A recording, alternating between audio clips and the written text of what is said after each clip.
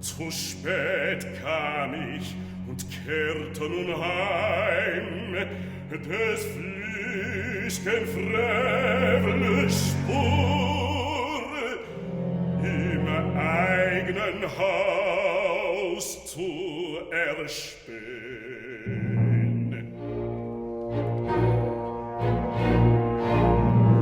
Meine Haus hütet Wölfing dich heut, für die Nacht nahm ich dich auf. Mit starker Waffe doch werde ich morgen zum Kampf vergieß ich den Tag. Für Tote zahlst du mir Zoll. It's bursting in the sky like fireworks, green and red. Big guns roaring, machine gun fire raking over no man's land, spraying and spattering into the mud. Me, crouched in a shell hole with my corporal cradling him in my arms. Surely now, I thought, surely now, the angels.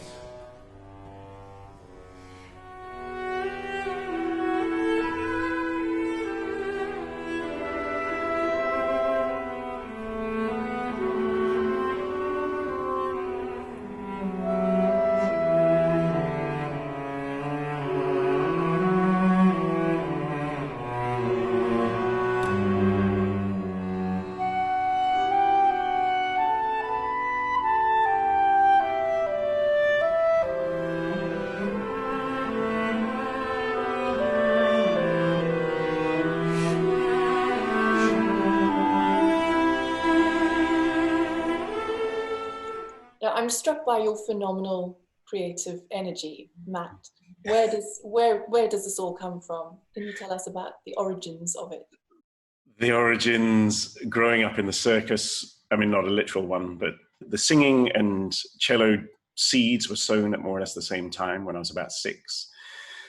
But I suppose that doesn't really explain where the fire for it has come from. I think for me, it was a kind of life-saving experience, if I'm honest.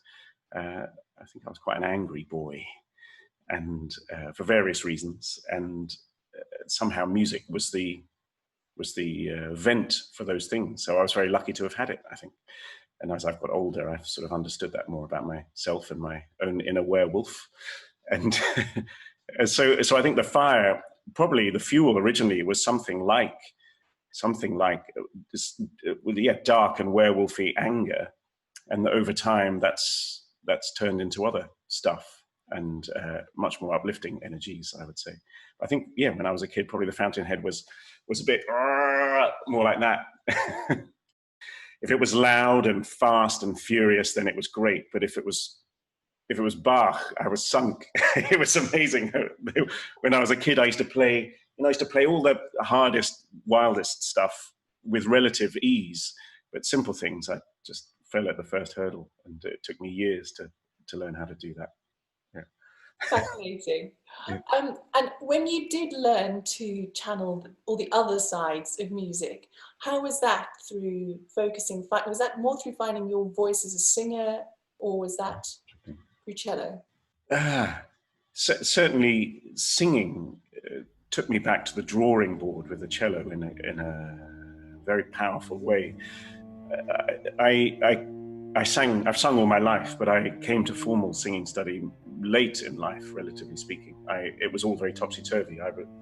People discovered that I could sing, and then I had opportunities to sing, but with no formal training behind me, I soon learned that actually I'd better get my act together, because one's natural ability could only go so far, especially if you're having to rehearse 6 hours a day, 5 days a week, and all that sort of commitment and demand on your stamina. So I was lucky enough to meet John Tavener in my 20s, and he found out I could sing, and he wrote a couple of pieces for me to sing and play. And because it was John Tavener, these pieces started happening at prestigious venues, and there I was kind of making it up as I went along again. And so I came to singing study in a really formal way when I was about 30. Then I started realizing that the things I was getting away with on the cello in terms of flow, or things that weren't flowing, was something you could get away with for a while, at least on the cello. But when you try to do that as a singer, when I tried to do that, when I tried to make sound from that place, that very sort of volcanic place in me, then I wouldn't make it into the second act. I would literally, my mechanism wouldn't be able to withstand the surge of energy that was trying to kickstart it into making sound. And so I started reappraising a lot of my own cello playing in the light of that, as I tried to learn how to sing better and sing more honestly and authentically, and with a greater sense of trust in my own spirit, maybe my own inner shaman.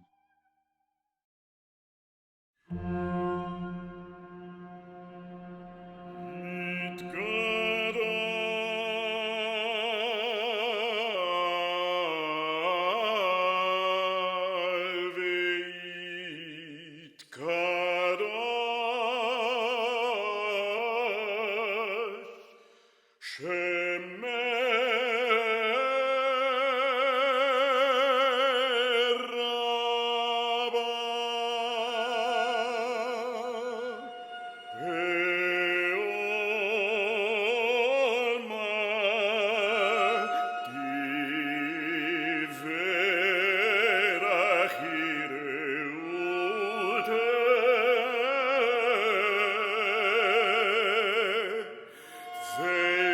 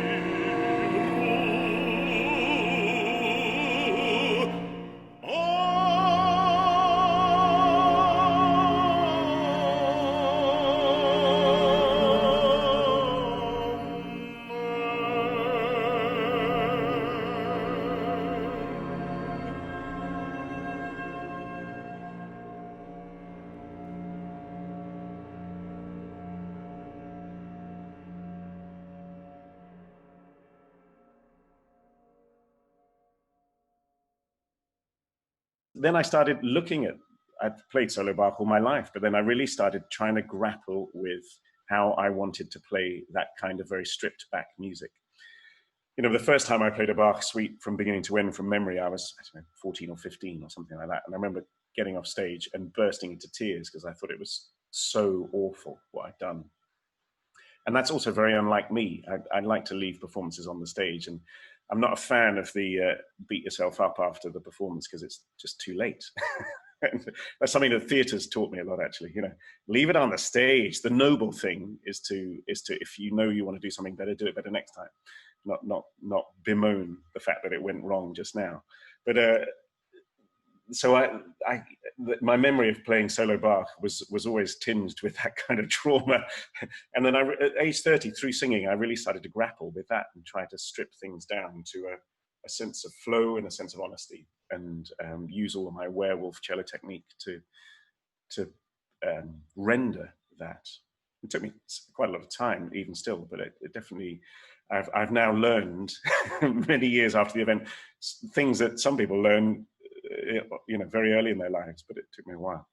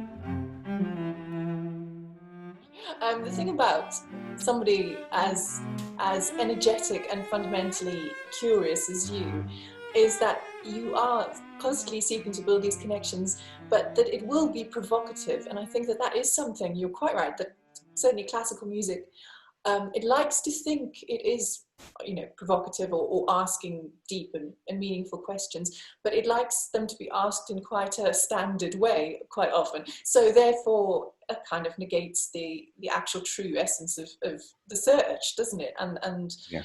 You know, we're told to be curious, we're told to seek for new truths, but actually you have to do it on a stage in a certain way. And you've broken down so many of those barriers. What's that been like? Yeah, I mean, yeah, I have fallen on my face in public so many times.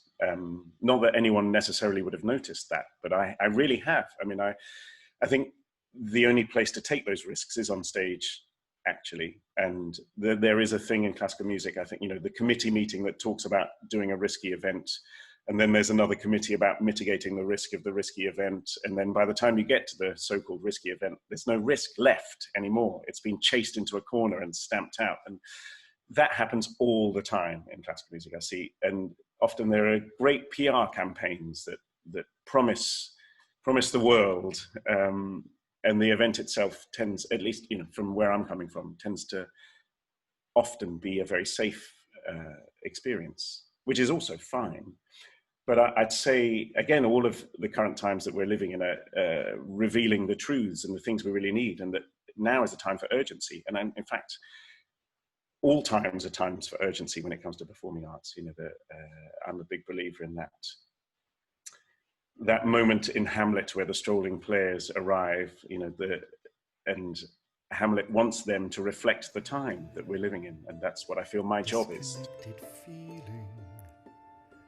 You walk into a room, feel there's something missing. You can't find your keys or your bearings or the right words or the reason why you're staring at a mirror, at the lines on your face. I leave little pieces of myself scattered about the place, little remnants in space. Yeah, my feeling, and you never can really tell, and this comes more from theatre as well. You know, I've always felt and always been told in my theatrical endeavours, you never underestimate your audience. And I'm a huge believer in that. I think classical music isn't great at that, if I'm honest. I think it underestimates its audience almost always. And that can express itself in various ways. It expresses itself in not taking risks or mitigating risk. It expresses itself sometimes in that kind of superior demeanor that we've become has become so normalized. It can express itself in slightly unimaginative programming, etc., etc. But I would say the one thing I think I do know instinctively about audiences, without necessarily interviewing all of them, is that they want humanity on stage. And humanity is the thing where you take risk and you might fail, and then you get back up on your feet again. And as soon as people see that, they realize that this thing is also for them and about the world. And of course, that's part of its greatness. It's all very well saying, yes, we can take risks on stage. It's one night only. Yes, let's let rip. Whatever happens, you know, it's over. It's been experienced. It stays in that room. But what you're doing is taking this ethos and putting it on screen. And I think that is extremely brave. So I'd love to hear a bit more about your garage theatre and what you're doing in future plans. Well, yes. So at the beginning of lockdown, I decided to turn our double garage into a theatre, because at that stage I realized my job was to be uplifting, if I could be, to my community, and to which both in the place that I live, but also more broadly around the world, my music and theatre making colleagues. And so I wanted to lead with some action. And so I turned it into a theatre, and luckily enough, we have some lights in the house. So I was able to set those up, and I had to get all the rubbish that's been accumulating in there for so long, get it out and chuck it in a bin or whatever. And yeah, and then having been in that situation that so many people were in, of having to homeschool, and loving that, but also realizing how intense and full on it was, I was thinking about all of my friends who might need a bit of a helping hand, or some distraction, or some quality distraction is what I was thinking. So I decided that Tommy Foggo Superhero, which was a show that's already made, would be a good thing for those people in that situation. They could put it on at 4 o'clock in the afternoon and say, watch this, having done, the worksheets from school or whatever it was that was being sent home from school. and I got a bit stuck initially because it's a 75-minute show. And I thought, oh my God, who's going to watch that? How am I going to do this?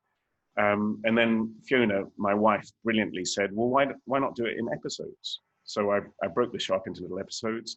I bought a little video setup for my phone, just with a good Shure mic that could plug straight into the phone and a nice tripod. And I created a little, well, there's a lighting in the garage, no one sees it, there's a sort of lighting desk area with all the controls for the desk and the camera, and it's sort of my prompt corner.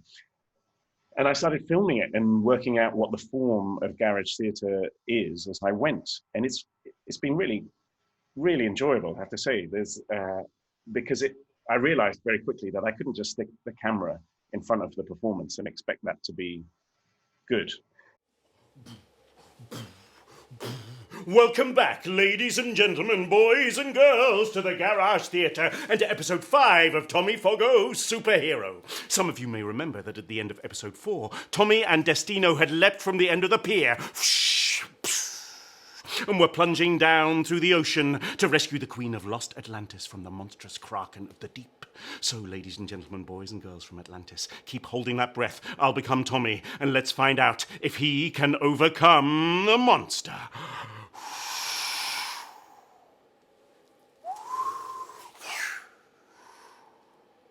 1 minute, we're plunging down through the blue, green, cool green sea.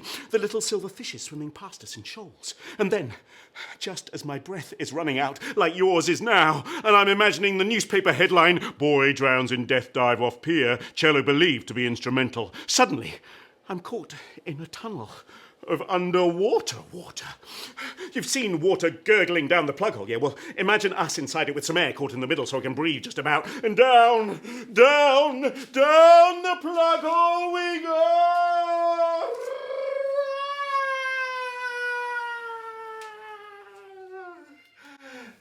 Not the most enjoyable experience of my life.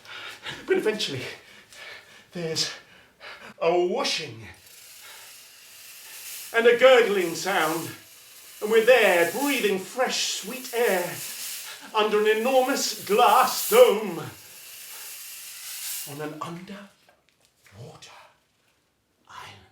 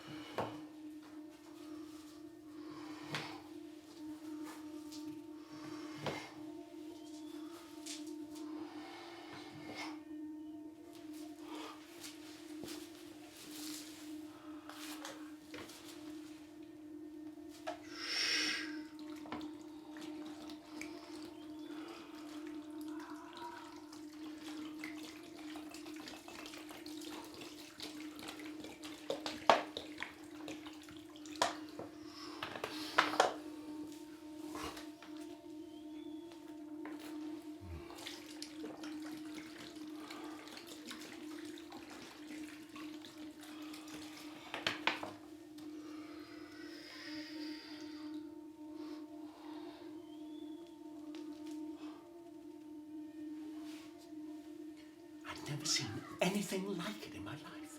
So strange, so beautiful.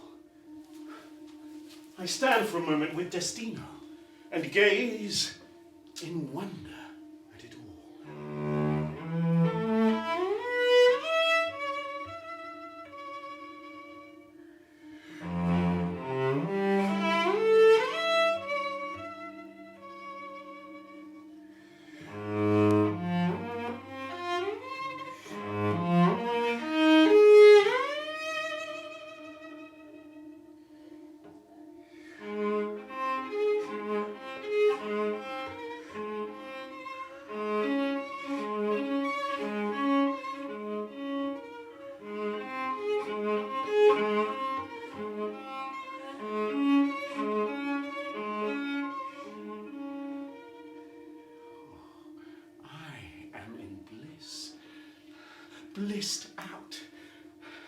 want to stay in this world forever. But then I see them, just the tips at first, pushing their way through the earth, but then growing as big as trees, giant leathery tentacles squirming and worming and whipping at our ankles. I grab Destino, use him like a club to bash one of the tentacles, stab another with the cello's metal tailpin. What are they? This is a nightmare. Get me out of here. We're on a mission, and the Queen needs our help, and she's over there. About a mile away, a tall tower, thin at the bottom like it might fall over, and fat at the top like half a tennis ball covered in twinkling lights. Oh, we're gonna get eaten alive! Quick, run! Suddenly I'm pumping my legs like an Olympic sprinter. Eyes on the twinkling lights, running as fast as anyone can with a musical sideboard over one shoulder. But I make it to the tower, and I'm desperately looking around for a door or steps. Don't get stuck, says Destino. Huh? Use your bow. Play. Huh. And then it hits me. Ow! Right in the back of my head. It's the end of a rope ladder that they've chucked in the top of the tall tower. Climb, says Destino. Climb for your life.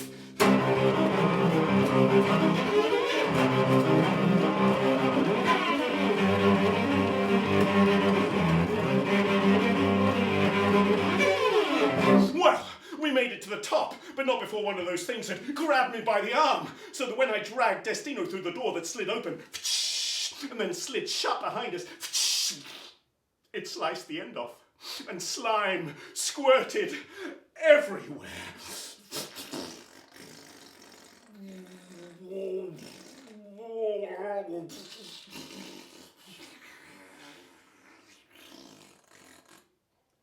So I started in very simple, low-tech, lo-fi ways, started to explore how I could interact sort of through the camera, with the camera. So I was being the lighting designer, the cameraman, the presenter, the actor, the musician, all of these things. And that was sort of fascinating in terms of how this form might grow and might become, I don't know, something.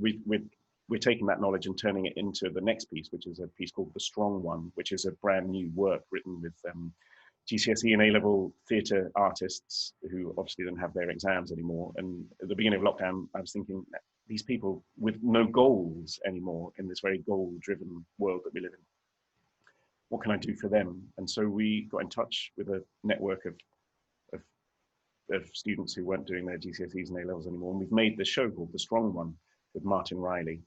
And I'm literally about to start trying to film the first episode of that this week.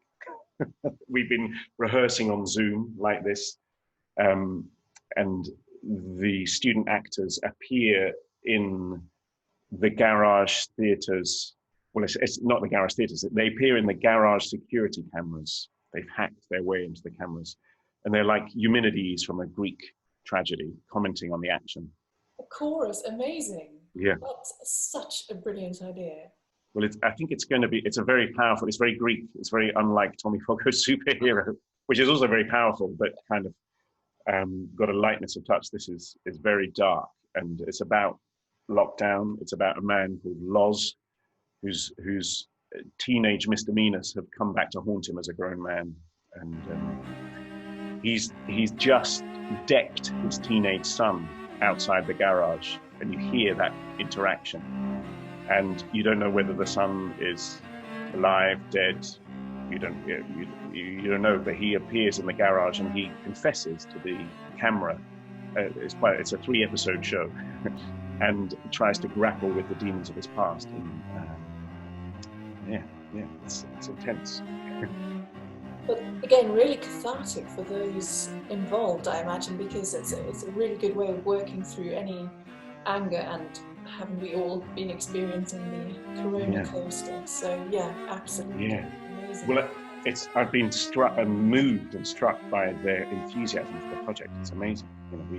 We have these very intense rehearsals on Zoom, and and I get to the end of a rehearsal, I say, see you in 2 days' time, and everyone is like, yes, we want to do this. And it's moving. So yeah, and the power of storytelling.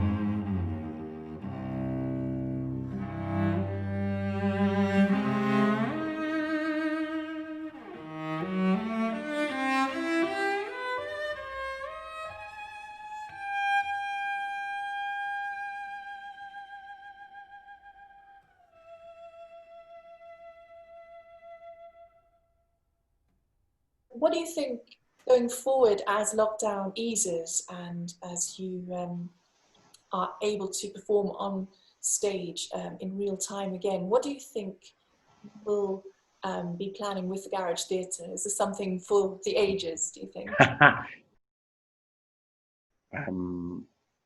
Whether that particular garage remains a theatre, I don't know, but it has given me the flavour for running a venue. I mean, I've run a venue in the past.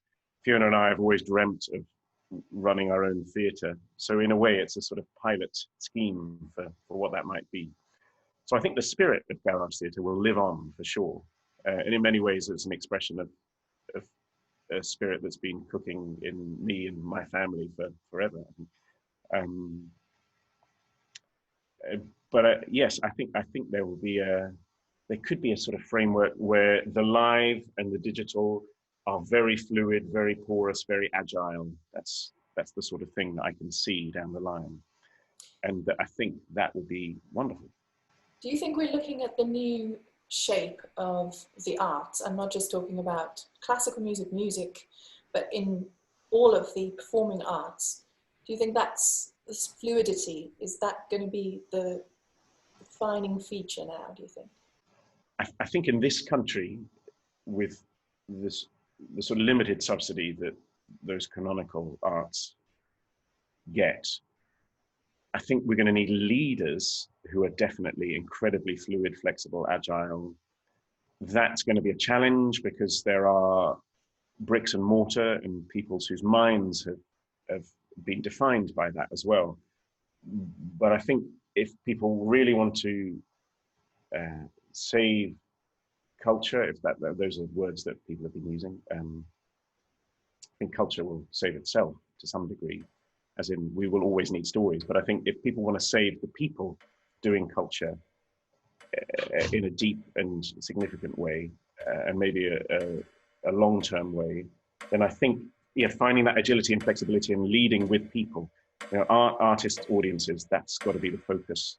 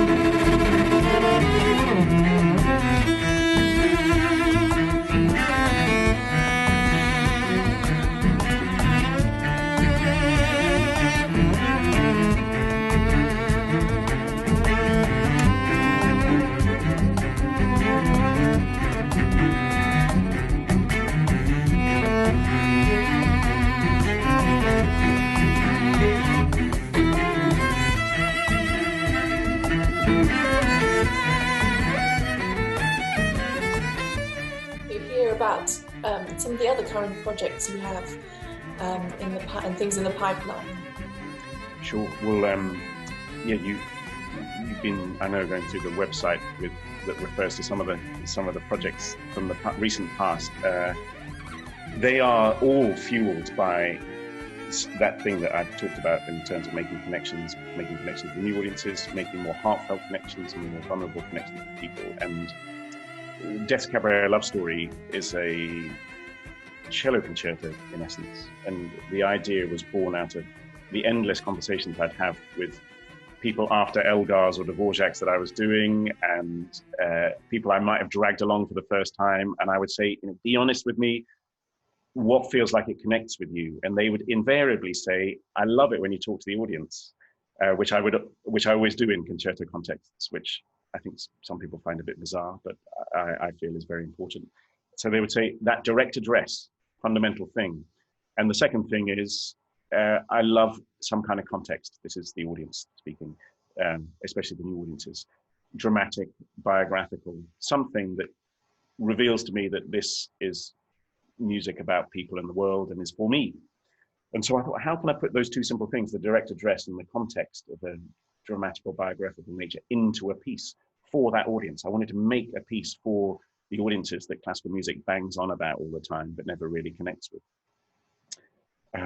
And I mentioned this idea to Stephen Deasley, fabulous composer from Belfast, who lives in Edinburgh. And he got in touch with Martin Riley, award-winning librettist and playwright and TV writer and storyteller. And we went into the shed, which has become the fundamental bit of our making process. We go down the shed and we interrogated this idea of direct address and how it might connect with a cello concerto.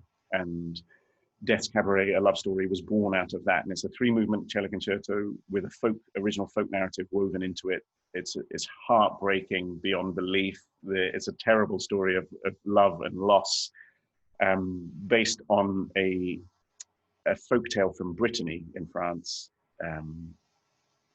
where, I'm only saying in France in case people think Brittany, I don't know, anywhere else in the world called Brittany, but there we go, Brittany in France. Based on a figure of a kind of death figure called Ankou, who you will encounter if you go to Brittany. She is this mythological character who every year is the first person to die that year, becomes the Ankou. And you can tell when Ankou is coming for you because she pushes a cart on which she takes away the souls of the dead, and you can hear it creaking. And so our hero, or anti-hero, Simon, he's had a bit of a breakdown. He's a cellist, obviously, because it's got a cello player in it, so it has to be about a cellist.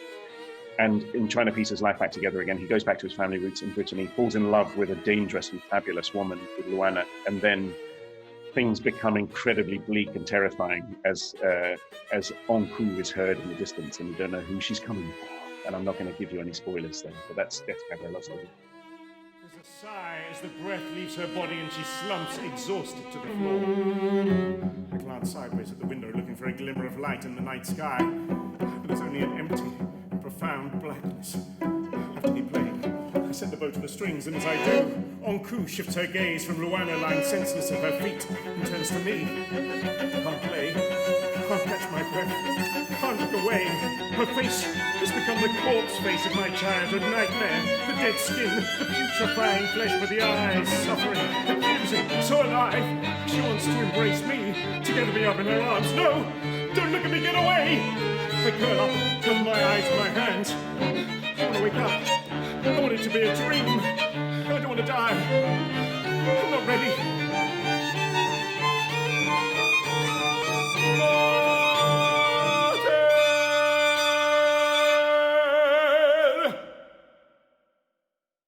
And we learned something through that about form, always going on about form. The form of garage theatre is not dissimilar to the form that we learned through Death's Cabaret Love Story, which we call bardic. So like troubadours and storytellers, that thing of music and text, everything happening at the same time.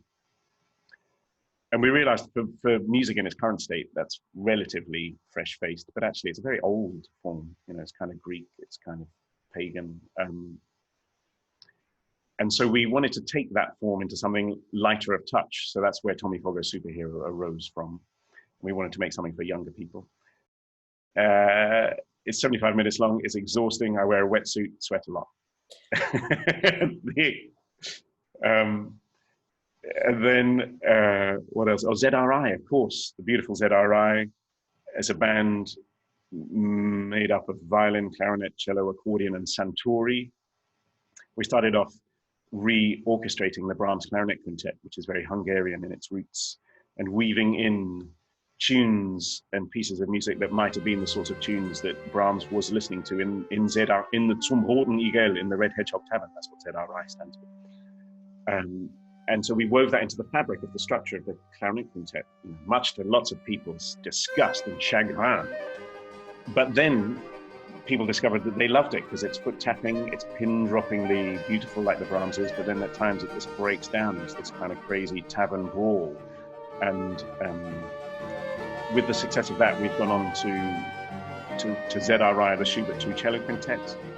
We've also come up with a kind of cellar sessions smorgasbord of tracks from Bach to Taylor Swift, you know. And we're in a Chaplin show. We play to a silent film and also weave in stuff from 1920s Depression America, and it's very exuberant. And what we're doing is kind of joyfully crushing it all together again and saying, yes, we improvised when we're playing Brahms, basically, in essence, or Schubert, and they would have loved it. is our belief.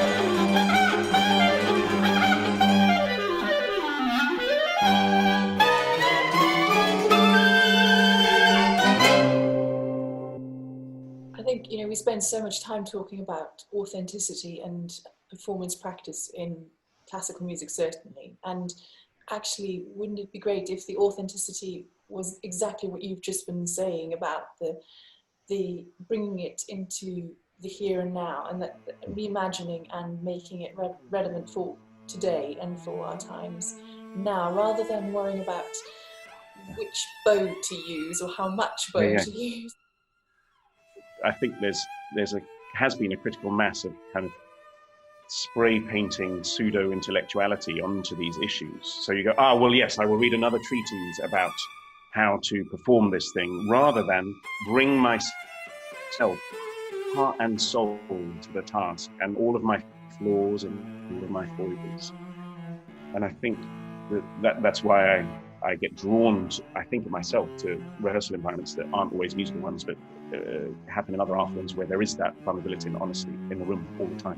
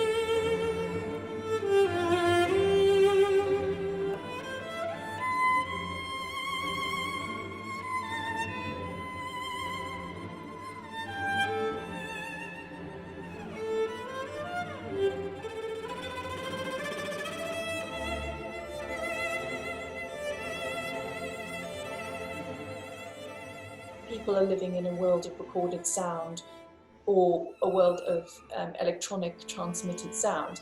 How do you feel about the future of recording or the future of music in this digital age? Well, I think the opportunity is something to do with this democratization that's been forced upon us, and it's lovely. I'm a complete tech layperson, but I'm learning, and I think if artists can become good at what it is to use recording equipment artistically, then that will be a good thing, because there won't be any technocracy anymore. You know, music for me is is a lot of those visceral responses, you know, a thing happening in my tummy, the hair on the back of my neck, the goose flesh on my arm, the perception of people's heart rates going up and down next to me. That is all music. And the sound is part of that, the aural sonic experience is part of that, but it's not the whole thing. And I think that's a thing we're missing, that digital may not be able to entirely replace. How do you feel, because obviously you relate so closely to your audience, what you're describing here, the physical reactions to music, you're feeling from your fellow musicians on stage and the audience members, I think, that how do you feel we can help people to find that at the moment when they're listening? Oh God, well, early on in lockdown, my answer to that was to do, partly because time was of the essence, I did this thing called cooking karaoke, where I would take requests and make dinner and sing a thing that someone had requested. And there's something in that. I mean,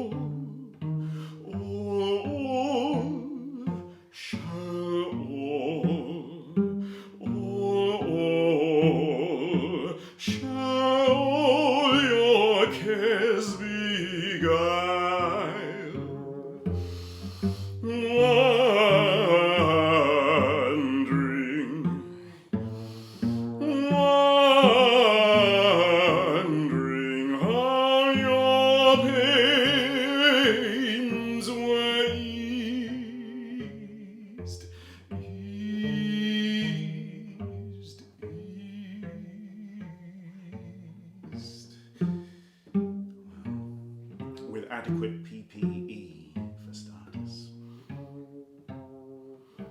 Smile though your heart is aching. Smile even though it's breaking. When there are clouds in the sky, you'll get by. If you smile through your fear and sorrow, smile and maybe tomorrow you'll see the sun come shining through for you.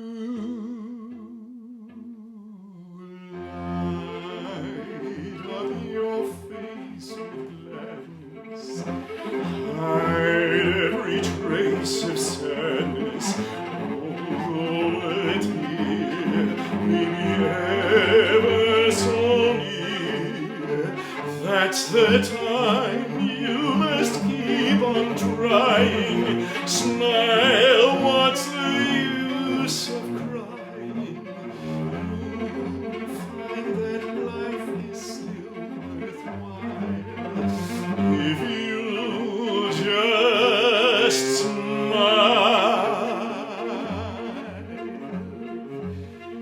Smile.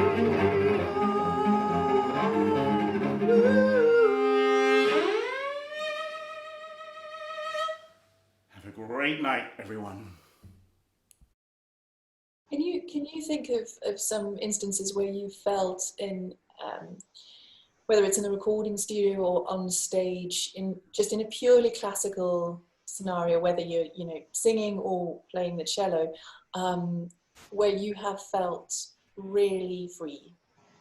Really free, yes. Yes, I mean,